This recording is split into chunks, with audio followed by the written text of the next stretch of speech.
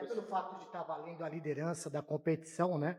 O Corinthians, com essa derrota, quebrou uma invencibilidade de 61 partidas sem perder na primeira fase. A última derrota foi em 2003.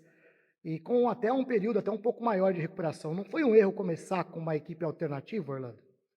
Não, nós temos que pensar na base, eh, médio e longo prazo. Se a gente pensar, até mesmo em recordes, né, dificilmente a gente vai conseguir fazer um bom trabalho. Antes da copinha, nós falamos que estávamos em reformulação, a dificuldade ia aparecer, e apareceu num momento, na minha opinião, que poderia aparecer, que a gente tem como recuperar.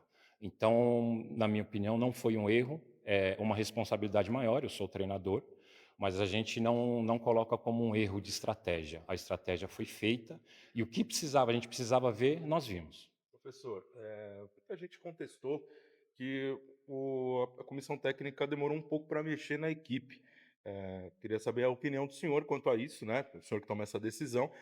O time não estava bem em campo, nem tanto no primeiro como no segundo tempo, e essas demoras, muita gente acabou questionando. Então, eu queria saber a opinião do senhor quanto a essa opinião da torcida. Nós temos assim como, vamos colocar, a gente costuma, antes de mexer, tentar colocar para o menino o que ele está fazendo de errado ou o que está dando de errado pela estratégia. E se continuar errado e se não conseguir corrigir, aí a gente mexe, tá? Eu acho que isso é uma diferença da base, porque se a gente consegue colocar para eles que tem um movimento errado, que tem um posicionamento errado, e ele corrige, ele vai evoluir. Se eu tirar e somente tirar por tirar, a gente perde essa oportunidade, né, de corrigir dentro do campo, dentro de uma competição como é a Copinha, e a gente perde um momento que a gente poderia estar ajudando o menino futuramente. Professor, em grande parte do tempo do jogo, o Corinthians foi dominado pelo Santo André. Como preparar esses meninos psicologicamente, principalmente agora para a fase de mata-mata? Nós temos que agora eu vou assistir o jogo, né, com mais calma, vejo o vídeo, vejo onde a gente tivemos as dificuldades. Nós temos alguns atletas que a grande maioria vai voltar para segunda-feira, próximo jogo.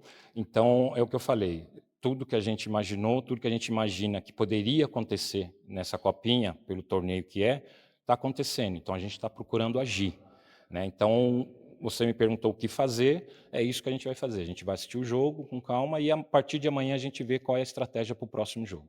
Orlando, queria que você falasse das escolhas pelo Cauê e o Bahia, que foram os únicos titulares que começaram os dois primeiros jogos, e qual foi a motivação, né, deles estarem em campo e por que de outros atletas titulares não estarem em campo e sim só os dois. Então, o Cauê, geralmente o goleiro, a gente tem um certo cuidado para colocar na partida.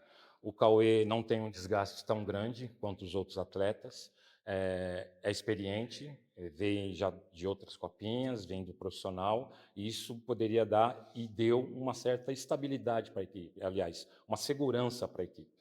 O Bahia, ele não fez jogos completos, né? Um jogo ou outro ele saiu com certo tempo, e a gente achou que ele precisava de um pouco mais de ritmo.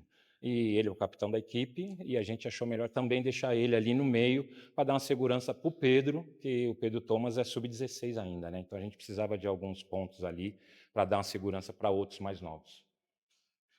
Para o próximo confronto, você já falou que provavelmente será segunda-feira, ou será contra o Falcon ou contra o Vila Nova. Ambos empataram, me parece, em todos os pontos. Não sei se já chegou a informação. É o Falcão, Falcon? Tem Falcão, certeza? Tem Falcão. certeza? Você já, enfim, já estudaram, e por causa do tempo tão curto de confronto, já teve alguém especializado em ir para estudar, ver os jogos e tudo mais para o próximo confronto? Sim, hoje não tem novidade para ninguém, né? Com a internet, a gente procura conhecer as equipes. A primeira, o Gazin, nós tivemos dificuldades porque a gente não achou realmente nada deles.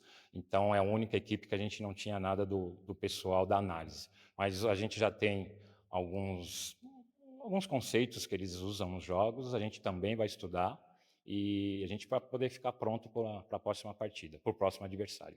Em relação à sede, já tem uma definição? Vai jogar em Itaquá ou vai manter aqui no estádio Bruno José Daniel?